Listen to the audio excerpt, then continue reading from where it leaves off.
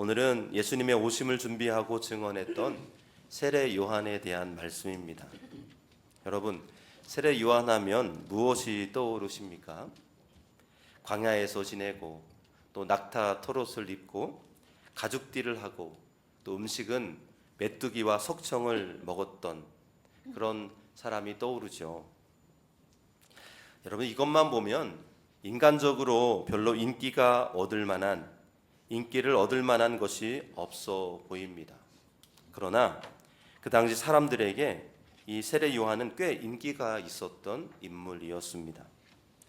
세례 요한은요, 청렴했고요, 또 구별된 삶을 살았고 거침없이 회개의 강력한 메시지를 선포하였던 자였습니다. 그래서 사람들의 마음이 그의 선포되는 말씀을 듣고 많이 움직이게 되었고 경건한 사람들이 많이 몰려들어 또 세례를 받는 그런 자였다라고 하는 것이죠. 성경에 보니까 이 세리와 창녀들도 또 군인들도 세례 요한 앞에서 자신의 죄를 고백하고 세례를 받았다라고 말씀하고 있습니다. 아마도 그 당시 왕을 선거로 뽑았다면 세례 요한이 틀림없이 왕이 되지 않았을까라고 생각합니다. 그만큼 인기가 있었던 인물이었다라고 하는 것입니다. 이렇게 세례 요한의 인기가 높아지자 이스라엘 백성들은 혹시 저분이 우리가 지금까지 기다리던 메시아 그리스도가 아닐까라는 생각이 들게 되었습니다. 당시 이스라엘 백성들은 로마의 지배를 받으며 고통 가운데 있었기에 그 로마의 압제에서 자신들을 구원해 줄 메시아로 세례 요한을 생각하게 되었던 것입니다. 그런데 이렇게 세례 요한의 인기가 높아지자 긴장하는 사람들이 있었죠. 누구였을까요? 바로 유대 지도자들이었습니다. 유대 지도자들은 세례 요한이 누구인지 참으로 궁금했습니다. 그래서 사람들을 그에게 보내고 메시아가 아니냐라고 떠보게 되었던 것입니다. 오늘 보면 19절과 20절 말씀인데요, 우리 같이 함께 한 목소리로 읽습니다. 유대인들이 예루살렘에서 제사장들과 레위인들을 요한에게 보내어 내가 누구냐 물을 때에 요한의 증언이 이러하니라. 요한이 드러내어 말하고 숨기지 아니하니 드러내어 하는 말이 나는 그리스도가 아니라 한대. 아멘. 그러니까 제사장들과 레위인들이 세례 요한을 찾아와서 내가 누구냐 라고 묻게 됩니다. 그러자 이 세례 요한은 주저하지 않고 나는 그리스도가 아니다 라고 대답하고 있는 것입니다. 그 당시 인기를 한 몸에 받고 있던 세례 요한이었지만 그는 인기에 연연해하지 않는 그런 모습을 보여주고 있는 것이죠. 여러분, 인기에는요 몇 가지 특징이 있습니다. 먼저 인기는 전염성이 있다라고 하죠. 그래서 연예인들이요 팬클럽을 데리고 다니는 이유가 거기에 있습니다. 또 어떤 부흥사들은 아멘 부대를 데리고 다닌다라고 합니다. 왜냐하면 그를 통해서 인기를 전염시키기 위해서이죠. 또한 인기는 대체로 사람들을 과대평가하게 만듭니다. 그래서 정말 훌륭한 사람이라 할지라도 실제보다 더 포장이 되어서 사람들의 입에 오르내리기 때문에 교만에 빠지고 실족하는 경우를 종종 보게 되는 것입니다. 비난과 비판이 사람을 과소평가하게 만든다면 칭찬은 사람을 과대평가하게 만들기 때문입니다. 이렇게 세례 요한은요 치솟는 인기로 자칫 위험에 빠질 수 있었습니다. 그러나 세례 요한은 조금도 미동하지 않았다라고 하는 것이죠. 그렇게 제사장들과 레위 지파 사람들이 세례 요한에게 당신은 누구요? 라고 그렇게 물었을 때 거침없이 딱 잘라서 나는 그리스도가 아니요 라고 말할 수 있었던 것입니다. 사실 세례 요한은요 자신이 메시아가 아니지만 메시아를 준비하는 사람으로서 나름 중요한 임무가 있었다고 그렇게 은근히 부각시킬 수도 있었어요. 그래도 되었습니다. 그러나 그는 거두절미하고 자신은 그리스도가 아니다 라고 정확하게 말하고 있는 것입니다. 그렇다면 세례 요한이 이렇게 정확하게 딱 잘라서 자신이 그리스도가 아니라고 말한 이유가 무엇일까요? 그가 겸손한 사람이었기 때문이었을까요? 정확한 이유는 그 이후에 세례 요한의 대답을 보면 잘 알 수 있습니다. 오늘 본문 21절 말씀인데요. 같이 함께 읽습니다. 또 묻되 그러면 누구냐? 내가 엘리야냐? 이르되 나는 아니라. 또 묻되 내가 그 선지자냐? 대답하되 아니라. 아멘. 그들은 요한에게 그러면 엘리야냐라고 묻습니다. 그들이 엘리야를 언급하는 이유가 있습니다. 엘리야는 실제로 죽음을 보지 않고 하늘로 회오리 바람을 타고 올라갔기 때문에 분명 이 땅에 다시 내려올 것이다 라고 생각하였기 때문이었습니다. 그런데 요한은 이 질문에도 역시 나는 아니다 라고 대답하고 있죠. 그리고 약간의 오해 소지가 있는 당신이 그 선지자요? 라고 하는 물음에도 단호하게 아니요 라고 말하고 있습니다. 세례 요한의 대답은 무엇입니까? 자신은 절대로 메시아가 그리스도가 아니다 라고 대답을 하고 있는 것입니다. 오늘 본문 25절과 27절 말씀인데요. 같이 함께 읽습니다. 또 물어 이르되 내가 만일 그리스도도 아니요 엘리야도 아니요 그 선지자도 아닐진데 어찌하여 세례를 베푸느냐? 요한이 대답하되 나는 물로 세례를 베풀거니와 너희 가운데 너희가 알지 못하는 한 사람이 섰으니 곧 내 뒤에 오시는 그이라. 나는 그의 신발끈을 풀기도 감당하지 못하겠노라 하더라. 아멘. 제사장과 레위 지파 사람들이 세례 요한에게 그리스도도 아니고 엘리야도 아니고 선지자도 아닌데 왜 세례를 베풉니까? 라고 묻게 됩니다. 그러자 여러분 세례 요한이 대답을 하는데요. 참으로 겸손한 대답을 하고 있죠. 자신은 그분의 신발끈을 풀기도 감당할 수 없다. 내가 그리스도를 준비하는 자인데 내 뒤에 오시는 그분은 내가 신발끈 풀기도 감당하지 못하는 분이다 라고 대답하고 있는 것입니다. 여러분 신발끈을 푸는 일은요 그 당시에 노예들이 하는 일이었어요. 그러니까 무슨 말입니까? 자신은 그분에게 노예도 되지 못하는 자다라고 하는 말이죠. 참으로 겸손하기 그지없는 대답입니다. 많은 사람들은 세례 요한의 이 모습을 보고 그의 겸손함을 본받아야 한다고 말합니다.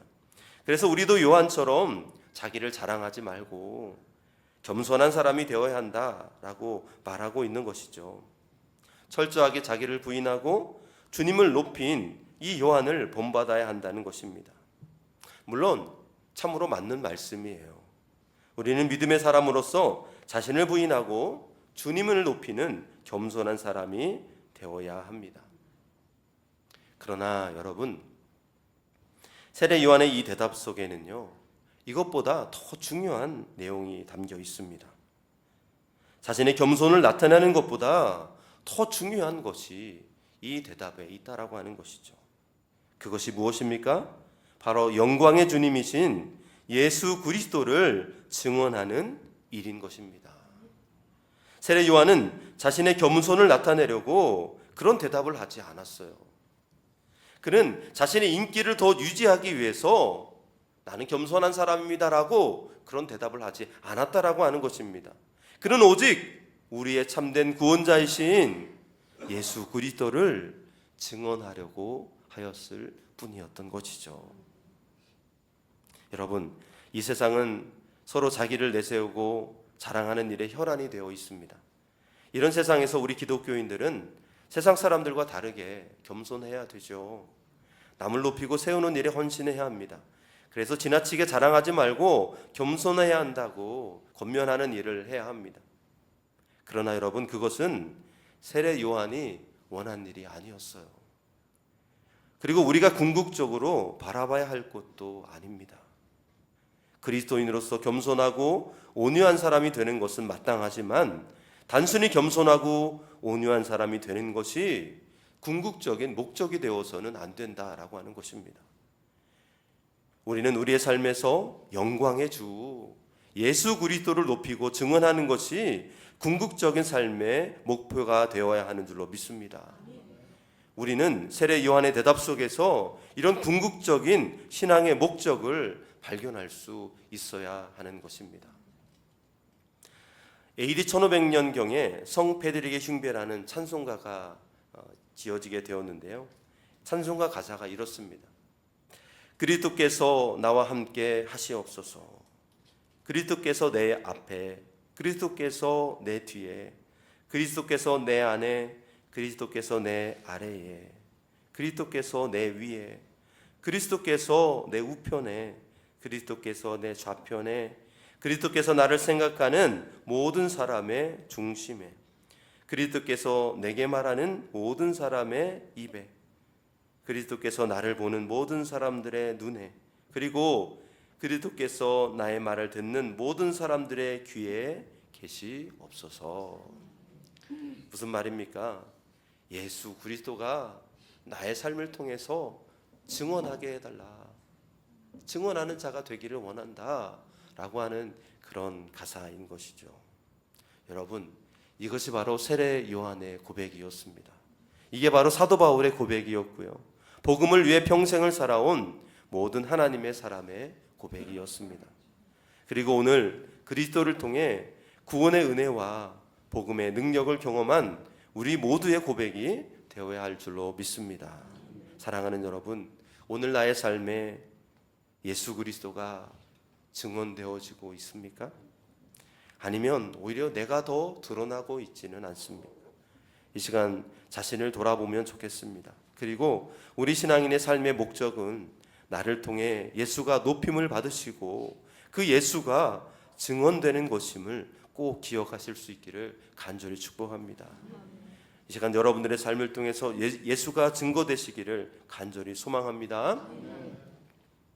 이제 자신의 삶이 철저하게 예수가 증거되는 삶이기를 원했던 세례 요한은요, 세례를 받으러 오는 예수님을 향해서 세상 죄를 지고 가는 하나님의 어린 양이다 라고 선언하고 계십니다.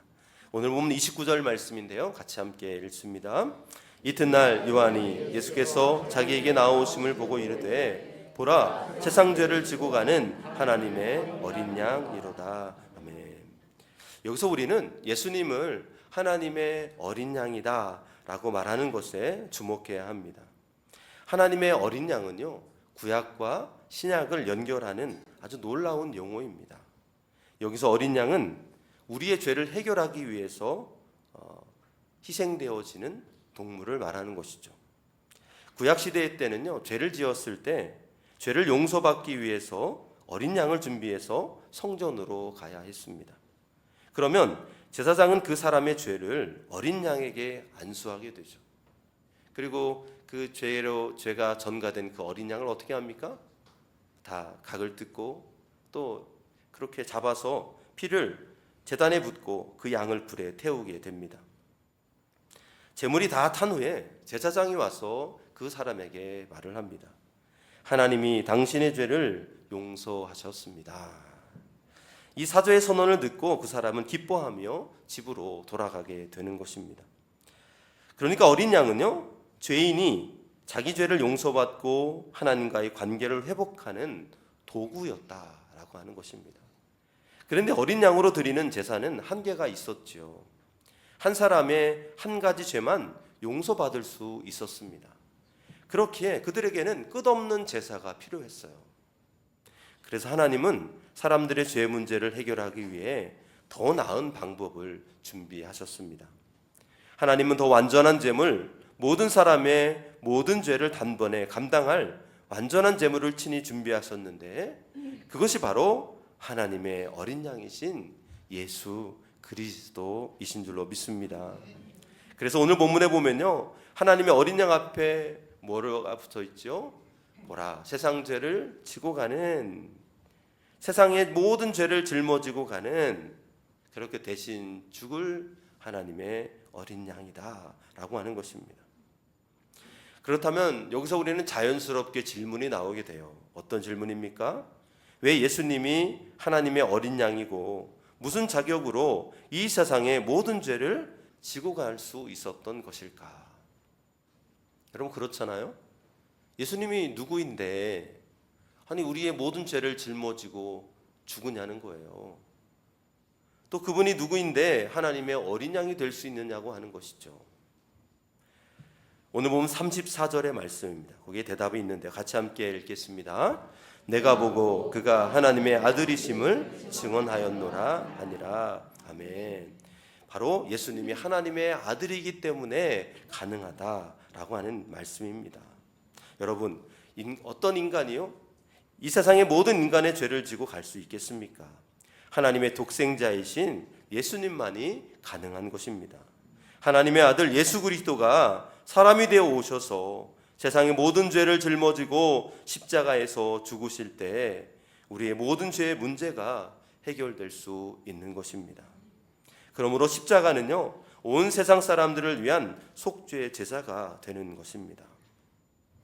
그런데 여러분, 예수님이 모든 사람의 모든 죄를 짊어지고 십자가에서 죽으셨다고 해서 모든 사람의 모든 죄가 저절로 다 용서되지는 않는다라고 하는 것입니다. 여러분들, 우리가 예수님이 십자가에 달려 죽으셨다고 해서 그냥 모든 사람들이 죄가 그냥 용서되는 게 아니에요. 무엇이 필요할까요? 예수님의 십자가 사건이 나를 위한 것임이 믿어져야 하는 것입니다. 이 믿음이 있어야 십자가 사건이 내 사건이 되는 것입니다. 성경에서는 이것을 칭의라고 말하고 있죠. 예수님의 십자가 사건으로 나의 모든 죄가 용서받고 의롭게 되었다라고 하는 것입니다. 여러분들, 내가 의롭게 되었다라고 할 때 한자로 보면요, 한자를 한번 보여주시겠어요?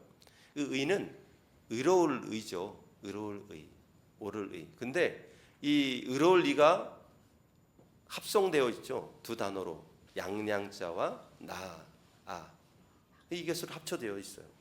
여러분, 이게 무슨 뜻입니까? 양이 나를 위해 죽었다고 믿을 때 의로워질 수 있다라는 거예요.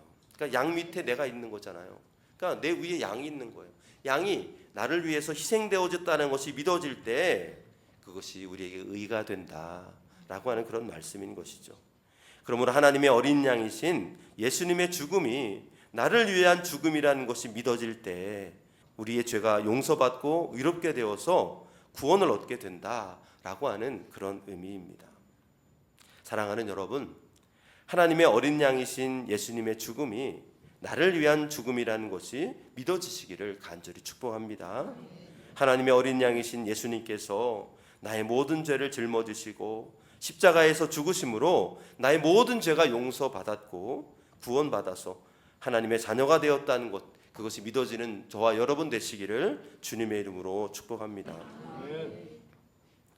그렇다면 하나님의 아들이신 예수님이 우리의 모든 죄를 짊어지시고 죽으심으로 우리를 구원하였다는 것을 어떻게 알고 믿을 수 있는가? 이것을 믿었으면 좋겠는데 이것을 어떻게 믿을 수 있는가라는 거예요. 얼마 전에 어느 분이 이런 말을 했어요. 자기가 어렸을 때에는 교회를 잘 다녔는데 대학에 들어가면서부터 교회를 나가지 않았다라고 하는 것입니다. 왜냐하면 하나님이 계신 것은 알겠는데 예수님이 도저히 안 믿어지더라는 거예요. 아니, 하나님이 계신 거는 알겠대요. 근데 예수님이 믿어지지가 않았대요. 하나님이면 하나님이고 예수님이면 예수님이지, 사람이면 사람이지 왜 하나님이 사람이 되었느냐는 거예요. 그것이 도저히 믿어지지가 않았대요. 그리고 그분이 나를 위해 죽었다는 것이 이해가 되지 않았다라고 합니다. 혹시 여러분에게도 그런 분들이 있습니까? 하나님은 믿어지는데 예수님은 잘 모르겠다고 그렇게 생각되십니까? 그렇다면 우리가 어떻게 예수님을 알고 믿을 수 있을까? 여러분, 공부를 많이 하고 묵상을 많이 하면 예수님이 믿어질까요, 여러분? 나이가 들고 인생의 경험이 많아지면 예수님이 그냥 믿어지는 것일까요? 그렇지 않죠. 인간의 힘으로는 예수님을 믿는다는 것이 불가능합니다. 그러면 어떻게 가능한가? 바로 성령님의 은혜로 가능한 줄로 믿습니다. 성령님이 오시면, 그 성령님이 우리 안에 오시면 예수님이 믿어지는 것이죠. 그래서 오늘 보면 33절에 보면 성령이 예수님의 머리 위에 내려오셔서 이분이 하나님의 어린 양이라고 가르쳐 주셨듯이 성령이 우리에게 오실 때 예수님을 믿을 수 있다라는 것을 말씀하는 것입니다. 설교를 준비하면서 그 이원승 씨의 간증을 듣게 되었어요. 여러분 개그맨 이원승 씨 기억하시나요? 원숭이를 좀 닮은 그런 개그맨인데 그분이 이제 예수님을 믿게 된 계기가 있었어요. 그러니까 1982년에 개그맨이 되었어요. 처음에 신인 개그맨이 됐는데 인기가 엄청 많았대요. 일주일에 진짜 하루도 쉬지 못할 정도로 그렇게 매일 그렇게 뭐 업소도 나가고 그렇게 프로그램에도 참여하고 그렇게 바쁘게 살았답니다. 근데 어느 날 TV 프로그램에서 초청이 왔대요. 이탈리아 나폴리에 가면 피자집이 있는데 거기에 가서 이제 이 피자 굽는 것을 배워오는 그런 프로그램이었대요. 근데 나폴리에 가서 피자를 먹었는데 너무나도 맛있다는 거예요. 그래서 그 피자를 굽는 것을 배워왔잖아요. 그래서 이거를 우리 한국에 이 피자집을 내야 되겠다. 그리고 피자집을 연 거예요. 그래서 그 당시에 이제 많은 돈을 빌려서 그렇게 피자집을 오픈하게 되었습니다.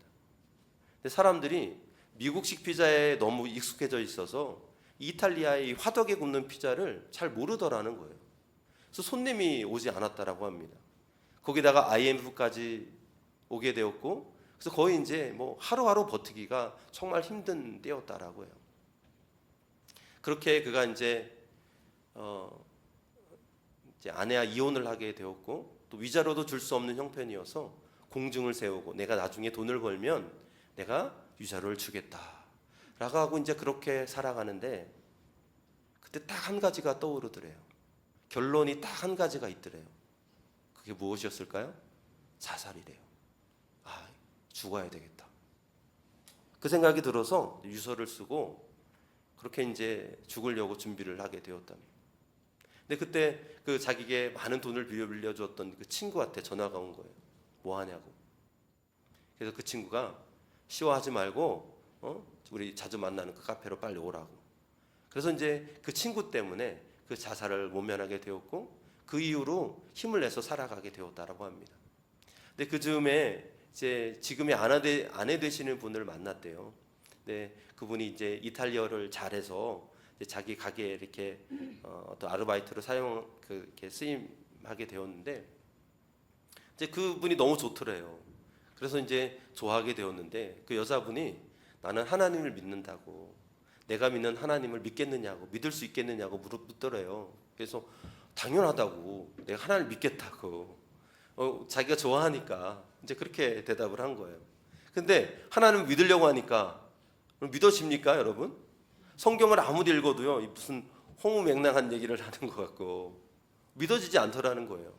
그래도 꾸준히 성경을 읽었대요. 이해가 되지 않으면 새 번역 성경, 또 메시지 성경, 뭐 쉬운 번역 성경 막 읽으면서 그렇게 성경을 읽기 시작했다라고 합니다. 근데 어느 날 그렇게 믿어지지 않던 말씀들이 그냥 다 믿어지더래요. 그냥 그게 한 번에 훅 오더래요. 예수님이 살아계시는구나. 그러면서 그때부터 눈물이 나기 시작하고 자기가 거듭나게 되었다라고 그렇게 고백을 합니다. 제가 이분의 고백을 들으면서 그런 것 같아요. 여러분, 우리가 예수님을 믿을 수 있는 거, 예수님이 나를 위해 십자가에 달려 죽으셨고 내가 그분의 그 십자가 사건을 통해서 구원받게 된 거, 여러분 우리가 스스로 믿을 수 없어요. 성령님이 함께 해주셔야 되는 줄로 믿습니다. 아멘. 혹시 여러분 이 사건이 믿어지십니까? 아멘. 그러면 여러분 안에 성령님이 계신 거예요. 아멘. 성령님이 여러분들 안에 내주에 계신 줄로 믿습니다. 아멘. 그러므로 그 감격과 기쁨을 늘 유지하며 나아가시길 간절히 축복합니다. 아멘. 만약 여러분들 가운데 예수님 믿어지지 않으십니까? 믿고 싶은데 믿어지지가 않아요. 그러면 기도하십시오. 주님, 내가 예수님이 나의 구원자라는 것이 믿어지기를 원합니다. 성령님, 내 안에 오세요 라고 기도하시면서 나아갈 때 우리 주님께서 분명히 여러분들의 삶에 역사해 주실 줄로 믿습니다. 오늘 하나님의 어린 양 보라, 하나님의 어린 양이 오는도다 라고 하는 세례 요한의 이 말씀에 주목하시고 오늘도 그 어린 양 되신 주님이 나를 위해 십자가에 죽으셨다라는 것을 믿으시고 군의 감격과 기쁨으로 나아가는 복된 삶이 되시기를 간절히 축복합니다. 더 나아가서요, 그런 삶은 어떤 삶이 되어야 되는 겁니까? 그 삶의 목적이 무엇이에요? 예수를 증언하는 그런 삶이 되어야 하는 줄로 믿습니다. 여러분의 삶이 겸손하고 낮아지는 것, 그거에 목적을 두는 것이 아니라 예수님을 증거하는 삶에 목적을 두시기를 바랍니다. 그러면요, 당연히 그 모든 것들은 따라오게 되어 있어요. 여러분들이 오늘도 그렇게 하나님의 영광을 위해 살아가는 우리 모두가 되시기를 주님의 이름으로 축복합니다.